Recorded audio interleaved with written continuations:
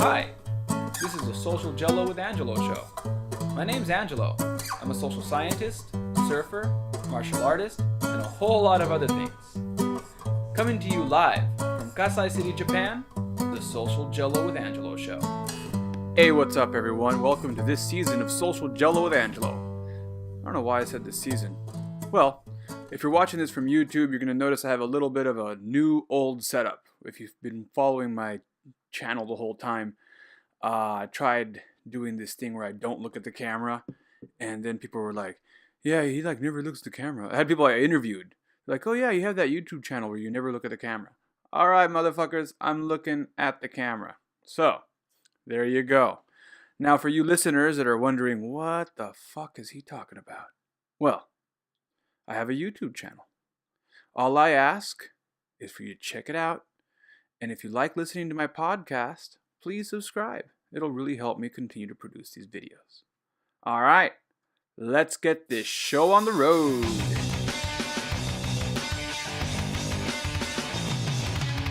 So if you saw the title, this is top 3. Oh man. Well, because in all honesty, I don't script this, not too much. I'm not going to cut that out. But this is top 3 things to do to be an MMA fighter. So, as some of you may or may not know, I am a martial artist. I've been doing Kembo since I was 18, 19. So, for about over... Dang, I messed this up. Let's just say I've been doing martial arts for a long time. Over 15 years. Kembo, if you haven't been following this series, is a mixed martial art. It was started up around the late 40s and was founded around the 50s. Again, I'll have a link to this. You can check out the Wikipedia page on my YouTube description or in the podcast description under description and notes and whatnot. Because this episode is not about, I don't want to go on a long spiel about Kembo. As much as I love Kembo, and I do. I mean, I'm doing a whole section on it. What I really want to get down to is I have people approach me sometimes and ask me that what to do if they want to get into MMA, or if it's too late to get into MMA. Like I have my Quora is filled with people over 30 that want to get into MMA, and they want to know what they should do if they've never done anything or if they've only had limited experience. So I'm hoping that this podcast can kind of give you a little bit of a direction for that. My experience is, well, I've been doing MMA since... Like I said, Kembo is a mixed martial art, so I've been doing MMA for over 15 years.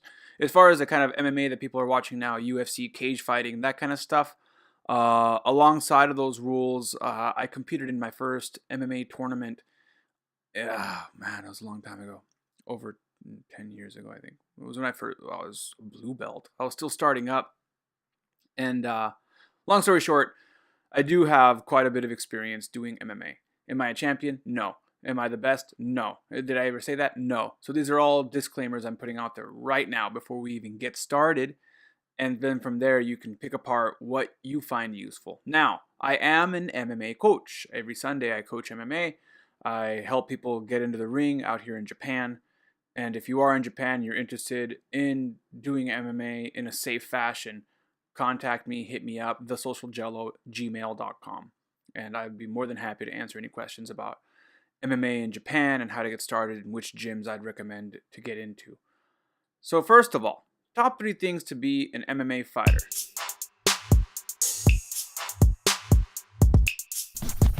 Number 1, pick a style. Now, normally people would say, like, when you're playing cards, pick a card, any card. You can't do that with MMA. You can't pick a style, any style. And I guess this kind of comes down to when you are starting. If you're one of those people that has already been doing martial arts since you were a kid, you're one of those Taekwondo kids, for example, and you've been doing all these fast kicks and point sparring for a long time, and you're thinking, man, I'm really good. I've been getting first place in point sparring for a long time, and now maybe you're a teenager now, and you want to transition now into MMA. So you're gonna still have to figure out the big differences in the rules and the amount of contact from, let's say, family Taekwondo to MMA. So to kind of cover some of the things here, let's start with some of the best styles to pick. People that come from a background of wrestling, time and time again, you watch the UFC, you see some of the top performers, and they have a background in wrestling. Now, out here in Japan, a lot of the people have a background in judo, which is similar to wrestling minus a lot of things. I would say they're both grappling, but they're very different as far as their approaches are. However, I have noticed that a lot of judo people have the big cauliflower ears that I see wrestlers have. Does that mean that you're a good grappler? That's a totally different podcast. Ramsey Dewey has a great podcast on that. If you don't know who Ramsey Dewey is, Google him and check out his YouTube channel. He goes on a long spiel about whether or not having cauliflower ear makes you a better grappler. I think it was his first or second podcast. His second podcast. Yeah, that was a pretty good one. His second podcast, if you're in his list, number 2, and he kind of goes over what that's all about. So yeah, pick a style. If your background is wrestling, if you're in the US, you're listening to this podcast, or you're watching this on YouTube, and your background is wrestling, that's great. You actually have a really good foundation. Not really because it's going to teach you how to take a punch, but the training that's involved in wrestling, it just really makes you tough. It's tough training, the weight cutting, all of that. It really brings you into the sport side of MMA. I want to say wrestling and boxing really prepare you for the sports side of MMA, the weight cutting, which I'm going to get into later. But those two really prepare you for that. That's something that some of the more traditional martial arts like judo or even jiu-jitsu, like I've talked about this before. I'm a Gracie Barra jiu-jitsu practitioner. I've been doing it for about a year now. And even those guys, I don't know how they're doing it in America, but in Japan, everyone's kind of naturally thin. I hate to use the word thin, light. Everyone's naturally lighter. Like I want to say the average person is about 160 pounds out here. That's the average guy, is about 160 pounds. Maybe they do some weightlifting, they're 165 pounds. A big guy is considered 170 pounds, 169 pounds. Me, a welterweight. I have to cut weight to make that weight. But a lot of these guys don't. So many of these guys don't do any cardio. I even asked my instructor who competes and has placed in championships. He's a great sensei. He's done really well in his jiu-jitsu career. And I asked him, well, how do you cut weight? And he's like, I really don't cut weight. And what do you do before a tournament? And he's like, well, I just do more jiu-jitsu, which is a very good approach to it, because running will get you better at running and jiu-jitsu will get you better at jiu-jitsu. So if you're already not having any problems making weight, this is great. Now, if you're someone who really cares about weight classes, then this is where the traditional martial arts are a little bit different in that aspect. The second, I just mentioned wrestling. I'm not going to really say these are in top 5, okay, because you might be thinking, oh, so wrestling's number 1. Gotta do some wrestling. Not really. I'm just saying, in general, pick a style. One way to know what your style is, if you're older or younger and you never did sports as a kid, and you never did any type of martial art, and you're wondering, well, I don't know, I have no idea what I should do. My question to you is, imagine someone just squared off with you on the street. Random, complete bullshit situation, hypothetically speaking. You're about to get in a fight. What's the first thing that hits you in the head? Like, well, hopefully you're not getting hit in the head, but what's the first thing that comes to mind? Do you instinctually want to punch the person in front of you? Or do you instinctually want to tackle them to the ground and then begin to hit them? If the answer is number 2, you instinctually want to grab the person and take them to the ground. You instinctually want to tackle someone. You feel that anytime you're aggressive, you're like, I just want to choke them. I want to grab them. Then most likely you're a grappler. Your instinct is to be a grappler. You always want to follow your instincts. Now, if you said the opposite, you said, no, if someone's about to attack me, I want to punch him in the face. You're one of those people. I want to punch him in the face. If you're one of those people, then you're most likely you want to hone in on that, and you're going to want to start with a striking style like either boxing or kickboxing. There's pros and cons to all these styles. One of the pros to boxing, I would say, is the footwork. Boxers have great footwork, and like I mentioned earlier, they have really good cardio, and the weight cutting that comes with boxing is great. There's a lot of minuses because MMA includes a lot of grappling. And when I say pick a style, I'm not saying pick one style and stick to it. I'm saying that's going to be kind of your foundation for a style. A great foundation, easy way to get things started is to do wrestling and boxing, or jujitsu and boxing. Start with the grappling though. That's what I do recommend. Start with the grappling. Or join an MMA gym. I don't know what kind of access you have. Join an MMA gym. At the MMA gym, they're going to have a bunch of programs. If it's a good MMA gym, they're going to have a wrestling program. They're going to have a Muay Thai kickboxing program. They're going to have a jiu-jitsu program. They're going to have a no-gi jiu-jitsu program. And they're going to have an MMA sparring night. And I say programs, but these are all classes that you can take at your typical MMA gym. And what you're going to, sometimes they even have a karate program. Now, what you're going to want to do is, obviously, you're going to spend time on each style, right? And throughout a week, I mean, honestly, you could spend every day, depending on how much time you have, you could spend every day doing just grappling. But my recommendation is you're doing MMA, so mix it up, right? Maybe start your morning, depending on what programs are available. Pick one day to do some grappling, and then pick another day to do some striking, and then kind of alternate between grappling and striking, or do both if you have the time in a day. Do some grappling and do some striking. You really want to become familiar with the ground and be comfortable on the ground and comfortable with someone grabbing you and being in compromised positions and sweeping and all that stuff. So yeah, that's one way to do it. Now, if you don't have access to an MMA gym, me personally, I'm creating my own MMA gym because I do not have access to an MMA gym. I've had out here in Japan, I live in the middle of nowhere. So I've had to kind of nitpick what I'm going to do. I only have so much time in a day. If you're watching this on YouTube, you're going to notice that my background, I have like a desk, and my day job, or one of my career, it's not even a day job, right? I run my own English school. So I'm not a professional MMA fighter. I'm not on the MMA coaching, MMA fighting career track. It's just something I love and something I've always been doing. And I'm not bad at it. Not the best at it, but I'm not bad at it, and I keep doing it. Because of that, I've had to kind of split off my time between where I'm going to train. Ideally, I'd love to train at an MMA gym, which is why I have an MMA club that I attend once a week and do MMA sparring.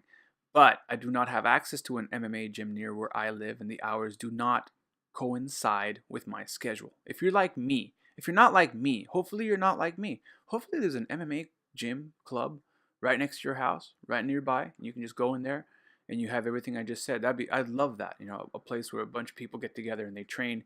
And I would, like, if I had that, I actually traveled to China to train at the JX Fight Club just to be able to have access to that. In Shanghai, China, because they have like a great wrestling program, jiu-jitsu program, boxing program, all ran by Ramsey Dewey. I know I'm plugging this guy. I'm just plugging Ramsey Dewey. He's a cool guy. Either way, like, if you do have access to something like that, definitely being able to do a little bit of everything is going to help you be a good MMA fighter. So you get in there.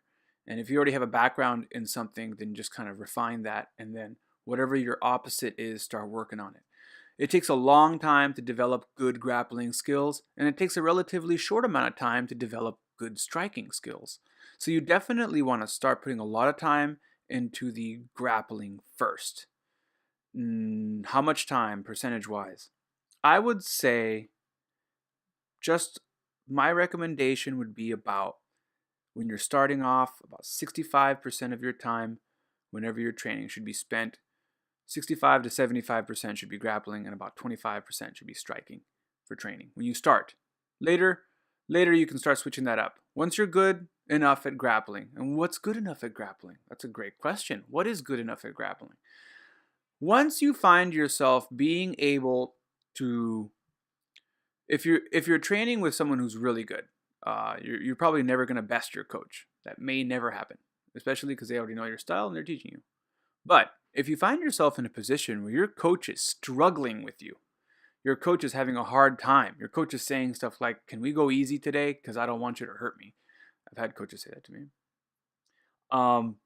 Then your grappling skills are getting to a point where they're formidable.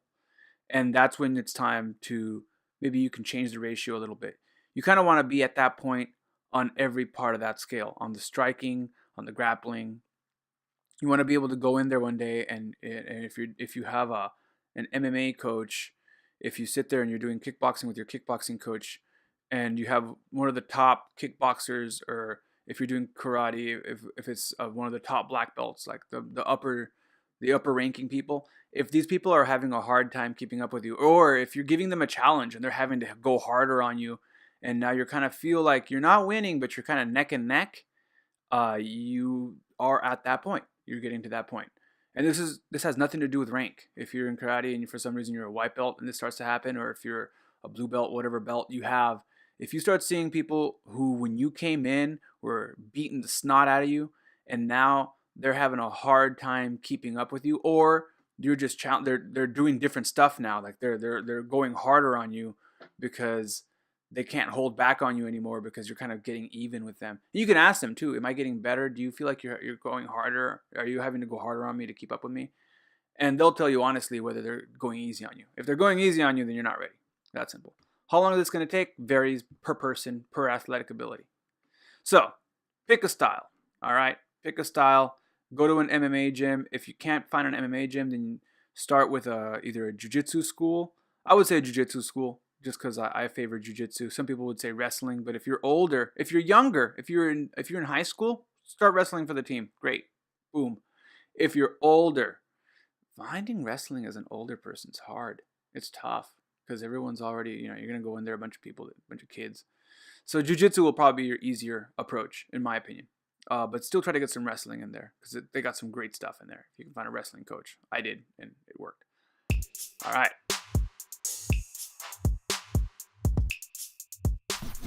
Number 2, strength and conditioning. Strength and conditioning. Strength and conditioning. So a lot of people, strength and conditioning has become huge in the MMA world. If you want to be in MMA, it's a little different from boxing.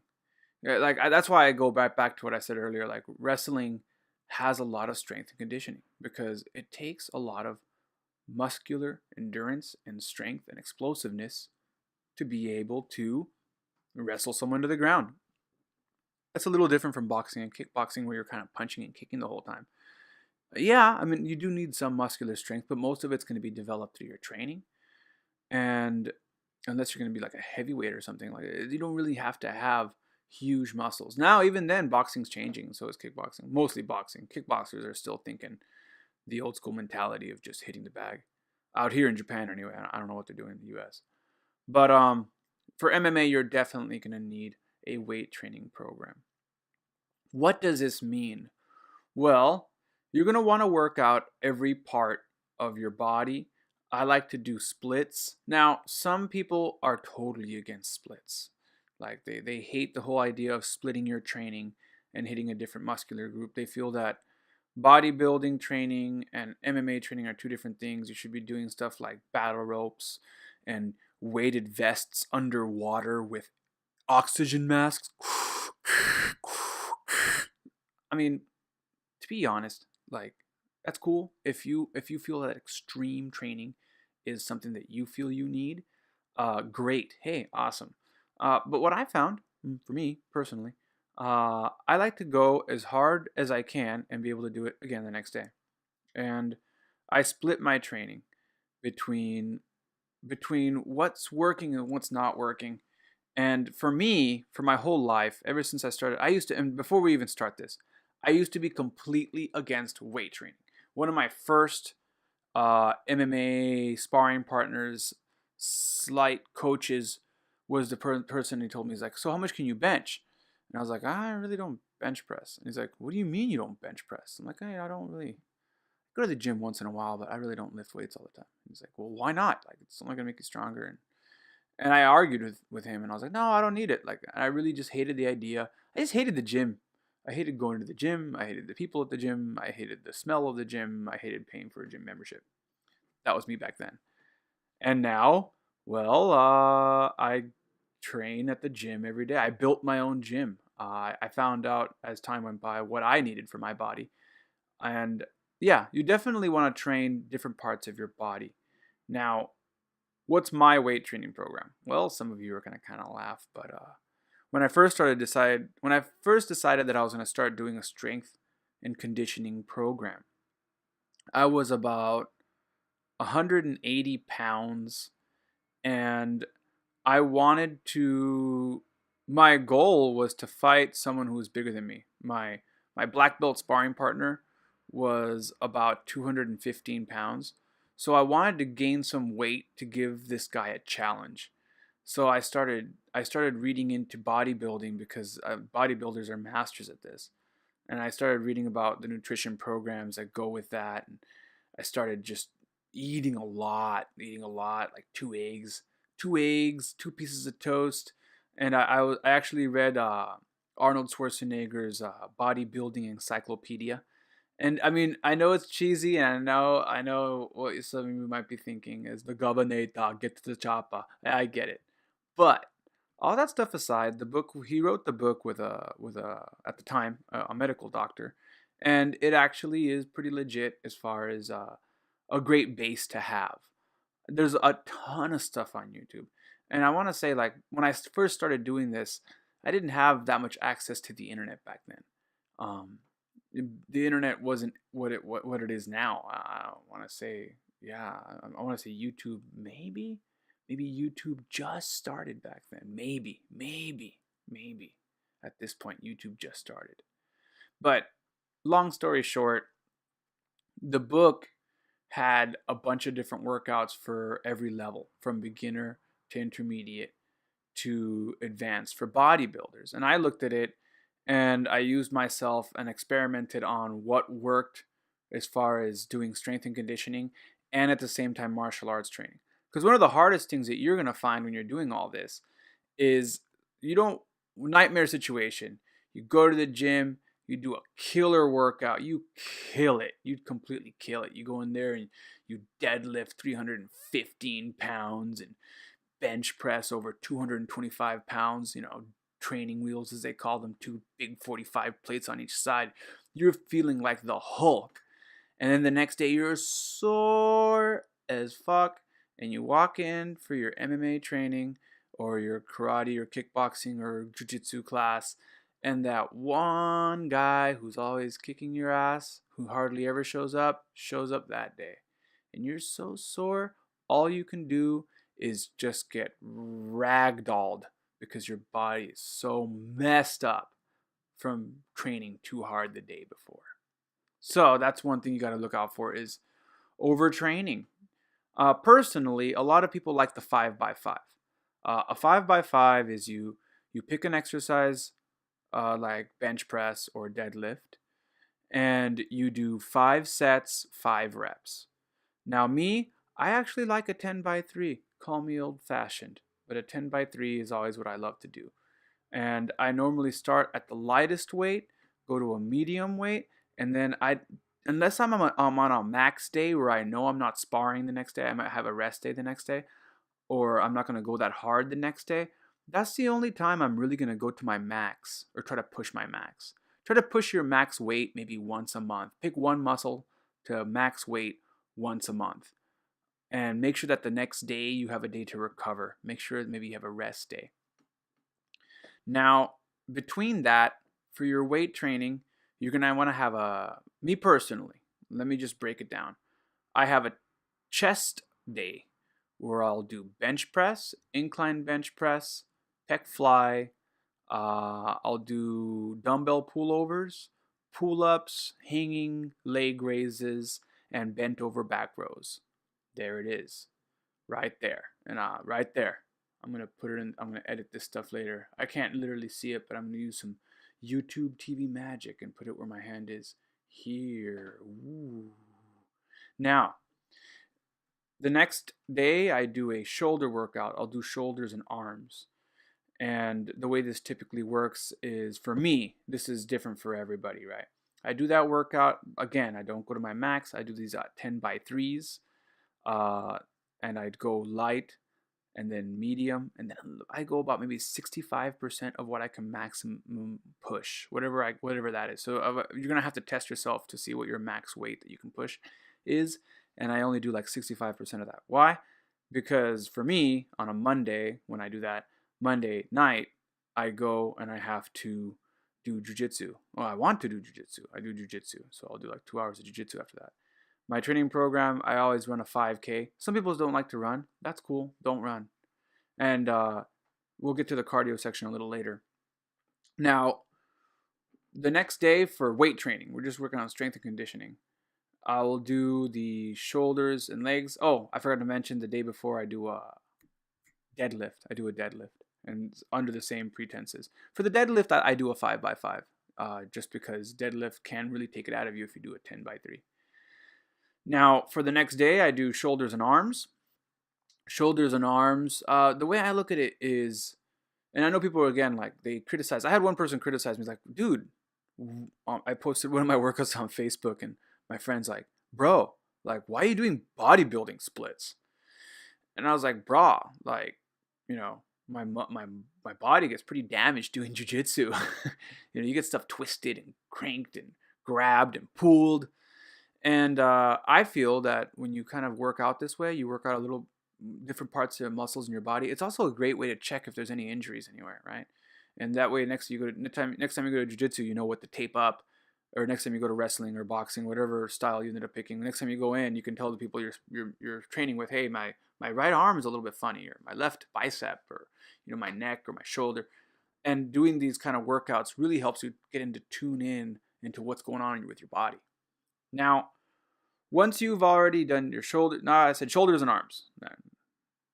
From rant back to what I was saying earlier. Shoulders and arms.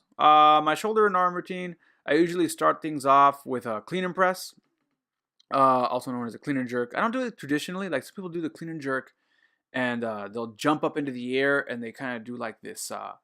They jump up into the air like flying kung fu masters, flying dragon. No, not like that.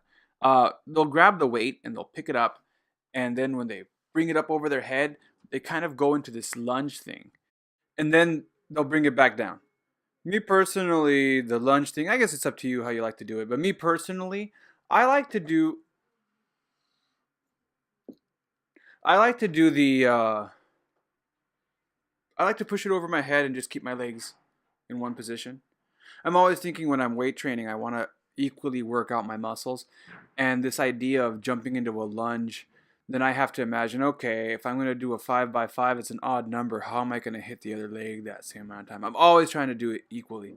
And that's why I don't like to do the lunge thing, personally. That's what's going on. All right, so after I do my clean and press, I jump into military press. You can do military press with dumbbells or a barbell. It's up to you. I do those at 10x3. After that, I do front lateral raises, 10x3. And side lateral raises, 10x3.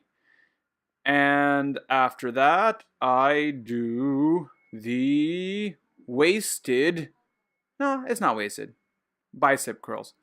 Now, some people argue in MMA and martial arts that you don't need bicep curls. And you don't. You really don't. To become a better martial artist, do martial arts. I said that earlier. You want to get better at jiu-jitsu, do jiu-jitsu. This has to do with just trying to tune into your body and make yourself stronger. Does becoming stronger make you a better fighter? Yes. But if all you do is become stronger and not dedicate any time in the training, then into martial arts training, then you'll just be a strong person who will get beaten by someone with better technique. Which is how it works. Now, all right, so after the bicep curls, I do a front not a shoulder shrug, upright row. I remembered. Yeah, you do an upright row, 10x3. After the upright rows, I move out and I do a behind the back tricep extension. For those of you on the podcast, you're not gonna be able to see this, but it's kind of like this kind of motion. And like Arnold like to put his thumb on his rib cage and we would go like this. But either way, I like to do that again, 10x3 each side, right, left. After that, I do concentrated bicep curls if I have time. If I don't do all this stuff. But if I do have time, concentrated bicep curls, which is when you sit on a bench and you really focus on a lighter weight on I like to work on full range of motion on this. Earlier when I did the bicep curls, I did the bicep curls with a barbell. So now I like to get a small dumbbell, go a little lighter, and be able to make sure that I can fully extend my arm out and bring it back in and all the way down and all the way up. And if I feel any pain from getting caught in an arm bar in training or just strenuous, then I know right now that there's an injury and I need to be careful. After I'm done with those, I do closed grip press. It's funny that a lot of people that do closed grip press don't realize that you don't have to grab the bar like this. I actually like to grab the bar right as the grips are about to end, and it's probably around here. And then I'll do 10 by 3 of those. And then I do, if I have time, hammer tricep extensions. It's when you lay down, you put, I'm like, whoo, shoo. For those of you listening, you don't know what I'm doing. I'm making funny hand signals with my hands. But yeah, I bring the weight down to my forehead. They're called skull crushers. And you bring them right back up. It works out the triceps, 10 by 3. And then I do wrist curls, 10 by 3, each side. And then I do reverse wrist curls. If I have time. Sometimes I don't have time. Sometimes you don't have time. If you don't have time, really, what you really need, going back to our explosiveness, I never go a day without, I never go throughout, if it's shoulders, if it's a day for shoulders, I never skip the military press. So even if I have absolutely no time, and I'll explain why I don't have time, because I do, and we'll go into that in a bit. But as far as just the weightlifting, keeping to back, trying to stay focused on a subject is so hard for me in my ADD. But either way, if you don't have time to go through the whole thing, chest day, as long as you do bench and deadlift, you're good. On shoulder day, as long as you do military press and what was it? Military press, concentrated bicep curls, and the clean and press. Actually, no, I'd say clean and press, 5x5s, clean and press, and 10 by 3 bicep curls. You're good. You'd be good if you didn't have time. Just hitting those 2 exercises at the end of an MMA workout would be just as good. All right. Ideal conditions. I'm guessing you have the time to do all this, so that's why I'm throwing it out there. The next day I have leg day, and then for leg day, it's actually a pretty simple workout. For leg day, I get out there. I do lunges. 10 by 3, 10 by 3 each side, and then sometimes I'll do reverse lunges if I'm feeling saucy. And then I do 10 by 3s squats. I'll do squats, 10 by 3s. Sometimes I'll do 5 by 5s if I'm trying to hit a max. And then after that, I do quadricep extensions on the machine. You know that machine where you kind of kick up like this? If you can see my hand. Oop, oop. Imagine these are your legs, these 2 fingers. And then for you listening, for your listeners, for the listeners on iTunes, it's the machine where you put your legs in and you kick forward with both legs, and it works out your quadriceps. And then I do reverse leg curls, which is where the machine where you stick your legs in and you pull your legs up towards your buttocks, and it works out the back of your leg. What is that? What is the back of your leg? Back leg. I know. Yeah, I'm a trainer. I train people that I forget the name of the muscles. The glutes? The glutes? Hamstrings. There we go. Not the glutes. The glutes is your butt. Yeah, it's your hamstrings. Hamstring? It's spelled Hamstring. Makes me want to say hamstring. But I usually see people say hamstring. But yeah, it works out your hamstring. And yeah, that's pretty much the leg workout. Did I leave anything out of that one? No. And I finish off with some crunches, 25 by 5. And yeah, that's pretty much the workout. There you go. That's the workout. Strength and conditioning for chest one day, arms and shoulders one another day, and then legs. Legs and technically, I guess, kind of lower back. Not really, but yeah, legs. That's it.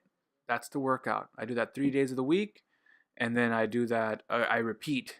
Actually, no, that's wrong.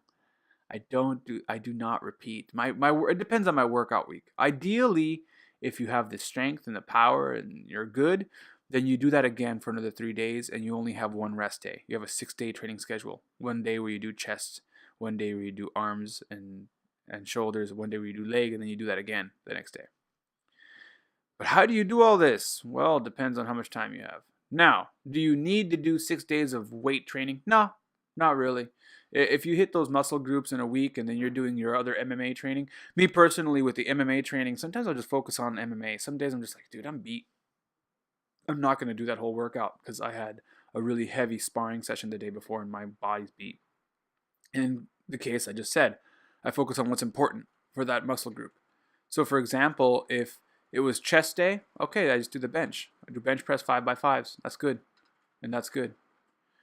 So if you're listening right now, suddenly you might hear the rain. A storm has just come. So that's the background noise if you hear it. So back to what I was saying earlier. Now, once you've actually done these 3 workouts, now you might be asking yourself, how do you do it? Well, so for some days, like I mentioned, if you're beat up, you do your weight training, you do your muscle training, and then the next day you go into your martial arts training, if that's how you're doing it. And it depends on where and how you're training. Ideally, you were at the MMA gym and you're doing this all at the same place. Now, if you're like me, you're doing this on your own. This brings us into the second section. Is it now? Yeah, it is now. Okay. I'm supposed to talk about cardio. During our strength and conditioning, I'm supposed to talk about cardio. Now, here's where there's a whole lot of things coming at you. Some philosophies say no running. Others philosophies say you have to run. Some people say sprint interval training. Some people say swimming. Some people say cycle between cycling and running and sprinting. Or no, just do bag work, shadow boxing, and sparring would be good enough. I guess it really comes down to what do you have available to you. So I'm just going to say, to keep this a general rule, 30 minutes of cardio a day, at least. 6 days a week, 30 minutes of cardio. Intense cardio. Not super intense where you can't move anymore, but intense enough where you break a sweat and you burn at least 500 calories. That's what you're going to need. You need 30 minutes of it where you're a little bit out of breath and you continue to push. I like to do my cardio before I do my weight training. That's what I'm going to say. Now, after I've said that, we have to go into this whole concept of solo training versus group training.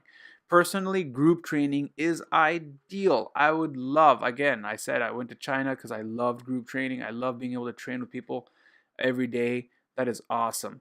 Ideally, that's what you want to do, is you want to do group training. In other words, you go in, you talk to your MMA coach or your martial arts coach or your boxing coach or your sensei or whoever you're training with, and you go in there and you train with them every day for 6 days a week, and you have 1 day off. That's ideally what you should do if you have that kind of time. You should be doing your cardio, which is either a 5K run or skip rope or swimming for 30 minutes to an hour, and then you do your weight training, or you can do your weight training and then your cardio. Like I said, I like to do cardio first because I feel that it makes you burn more calories. And then you split your workout. You do that, and then you go do your martial arts training. If you feel that you can't do that, you're like, oh my gosh, my weight training program is just too much. Okay, then you can always do the opposite. You do your martial arts training first, then you go do your cardio and your weight training, or you do your cardio and weight training in the morning, and you do your martial arts training in the evening. That is the ideal way to do things. If you have a good MMA school, if you have a good gym that you're going to, they're going to be able to do this for you. You're not even going to have to think. That's the best part. You just show up and they already know what you want. They already know what weight you want to be, what fight class, and they'll make sure to guide you and to be where you should be for your fight, whenever that is, however your goals are working out. But going back to the way I do things, again, I'm alone. So if you're one of those people that's listening to this podcast and there's no MMA gyms near you, there might not even be a martial arts gym near you. You only have a family taekwondo available. Well, anything's better than nothing. What I'm going to say is develop a routine where you do, if you don't have anyone out there to train with in your solo training, I really recommend running. It is the easiest way to burn calories and to get you better cardio. It's simple. Really, running is it's not that complicated.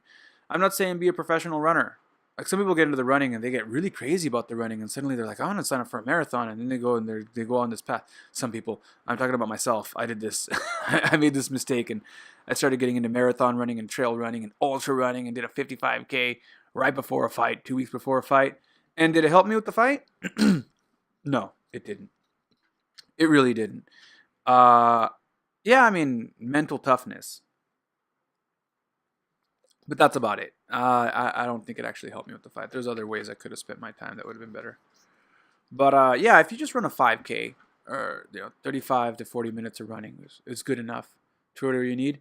I usually do that, and then I come back and I do my flexibility. I'll stretch, and I'll do some what they call line basics in karate, where I throw some punches and some kicks, and then I'll focus on one type of martial art, either boxing and do some shadow boxing for 4 or 5 rounds, 3 minutes each, or some kickboxing 4 or 5 rounds, 3 minutes each, and then I'll do some bag work, 2 rounds on the time bag, 2 rounds on the heavy bag, depending on how I feel.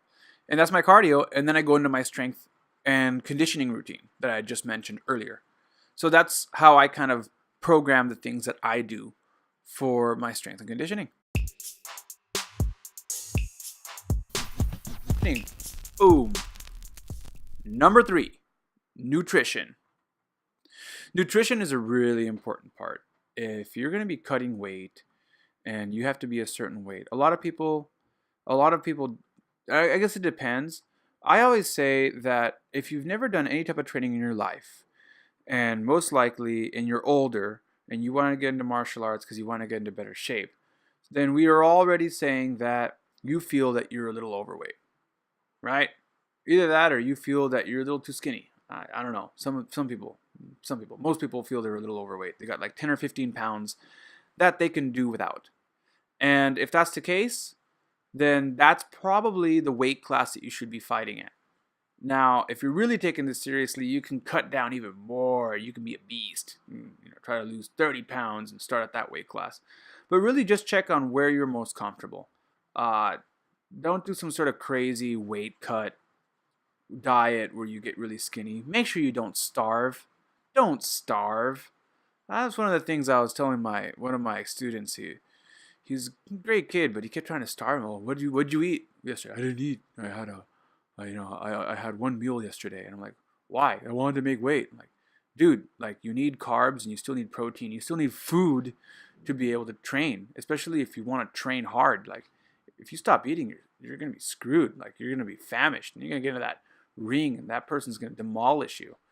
So to make weight, my personal thing. I'm going to tell you my nutrition program. And it's not the best nutrition program. This is just a program that worked for me. And every person is different.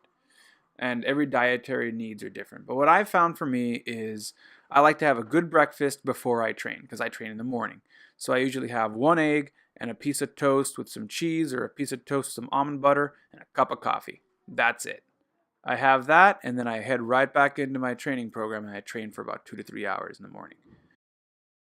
For lunch, I usually have a salad and some protein. I like to chop up some chicken, have a chicken salad, or I'll have a ham salad. But the point is I have a salad and some protein, or egg, whatever source of protein you prefer. And I have that. Now, if you're the kind of person that needs carbs, you're like, I cannot make it through lunch without carbs. I will fucking kill someone if I don't get carbs. If you're one of those people, then I used to be one of those people, glucose dependent.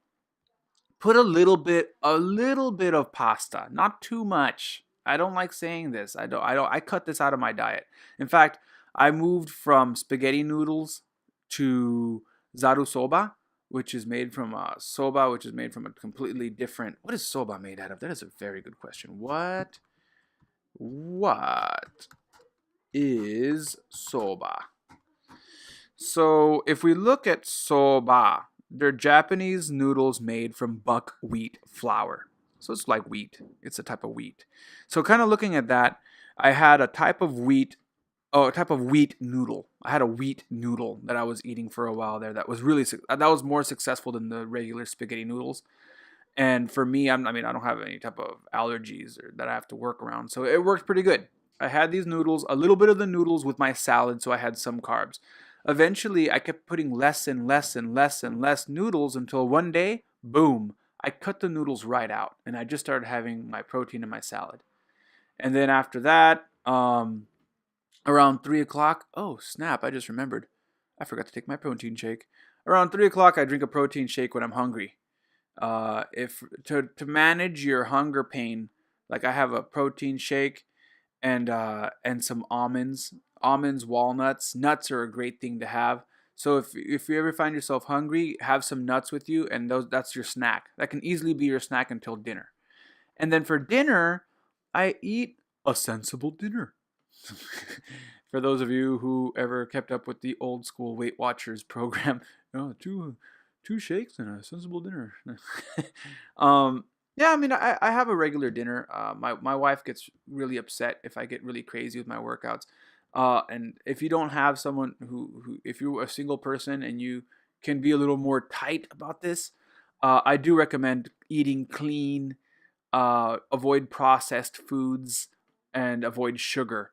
So, like, if for dinner you can have some chicken breast, like a chicken breast and a little bit a bowl of white rice, a small bowl, like what, like the size of two cups. I don't know what the measuring thing is. Let's say, like, imagine a coffee cup, and I would say like 2 coffee cups of white rice is enough carbs to get you going for the next day. Um, or if you're one of those people that can completely cut carbs for dinner, go for it. But if not, don't worry about it.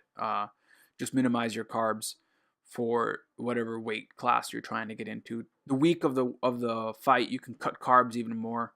But yeah, as far as the nutrition, like your daily nutrition, this isn't like your nutrition for trying to cut weight, because that's a little bit different. But I like to eat clean all year long, and then I have one cheat day. On my rest day, I eat whatever I want, whatever I was craving, and I sometimes write it down. Like I'll drive by the ice cream shop and be like, "Ooh, that cheesecake ice cream looks good," and I don't eat it. And then on my cheat day, I come back and I have it. And it's funny because sometimes I get to my cheat day and I don't crave it, so something to think about. But I do have a cheat day where I eat whatever I want for breakfast, whatever I want for lunch, and whatever I want for dinner. And sometimes on that cheat day, I'm just still not really, I'm not feeling it. And I just want my salad, my chicken salad or my ham salad or my roast beef salad. And I'm good. I'll have that for lunch. But I find that it's easier to eat healthy or clean. Not even healthy. It's not super healthy, right? I'm not eating super healthy here.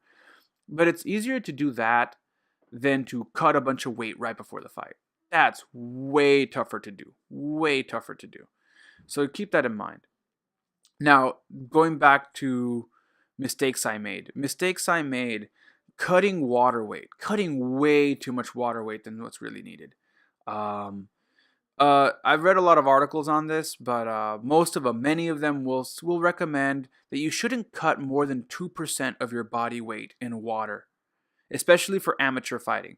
Now, you might be saying, well, that's bullshit, man. Like, I know Conor McGregor cut like 20% of his body weight using body blah, blah, blah, blah. Okay, yeah, I'm sure they're right. Your professional fighters are a total different story. And the reason they're a different story is because they get to weigh in the day before. So they have a 24-hour grace period where they can rehydrate, eat good, and get right back on track right before the fight. But if you are the person who's listening to this because you wanted to know the top 3 things to become an MMA fighter, you're not already a professional MMA fighter. You're an amateur. And if you're an amateur, you're going to have to fight at an amateur match. And most amateur matches are fought, weigh-ins are on the same day. And if that's you, then you don't want to be cutting more than 2%, or you're going to be tired. You're going to be tired, and you're going to be most susceptible to be knocked out. Being dehydrated, less fluid in the brain, less cushion. It's easier to get dizzy. You're going to have noodle legs as you walk into that ring. That happened to me once. It sucked. I came in there. I was tired before I even started fighting because I cut way too much water weight. I only needed to be 169 pounds. I was so nervous. I went to the sauna. Going to the sauna is great, but I went to the sauna for like 2 hours the night before to really bring it down because I was so worried about making weight. And I ended up weighing in at 164 pounds, which is way under what I needed to be. I needed to be 168, and I cut 4 pounds under that, which was all in water weight. I had to fight. I ended up being like the third fight. I only had like 30, 45 minutes to rehydrate, and I really didn't have enough time, and I was still dehydrated during the fight, and it led to really bad things. It led to a lot of bad things. So make sure that that if you do this right, you eat clean, that you're making weight. If you're making weight, you're waking up in the morning on your way in before breakfast, and before breakfast you're already at the right weight, whatever weight class that is. You're hitting that or under, then you're good. You're good. Within a week of you have the week before a fight to do that. That's why you were doing all that cardio. If 2 weeks before you want to pump up your cardio and start running or doing cardio for 1 hour a day or an hour and a half a day before your or after your martial arts training or after your strength and conditioning, that'll help you cut the weight even more. And if you want to be a little more strict about cutting carbs and sugar is your best bet to go down in weight. So if you want to be a little strict with that 2 weeks before the fight, bring it right down. But my recommendation is to try to be just at the weight. Wake up in the morning without breakfast at the weight.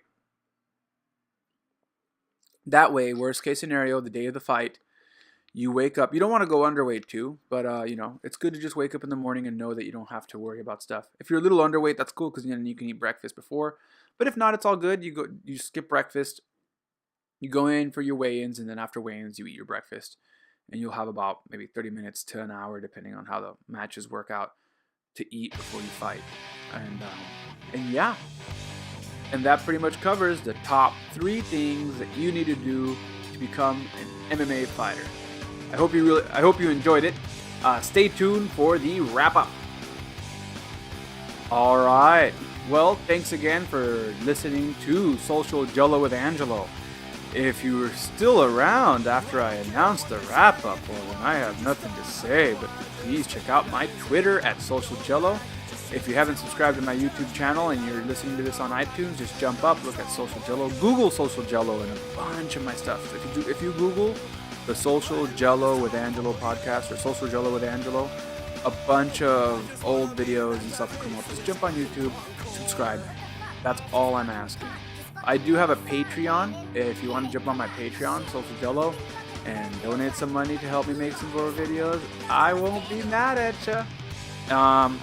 And last but not least, on my website at www.socialgelo.com, you can go there and you can click on the Amazon banner, and whatever you buy from Amazon, by clicking on the Amazon banner after that, I get a small little change on the side.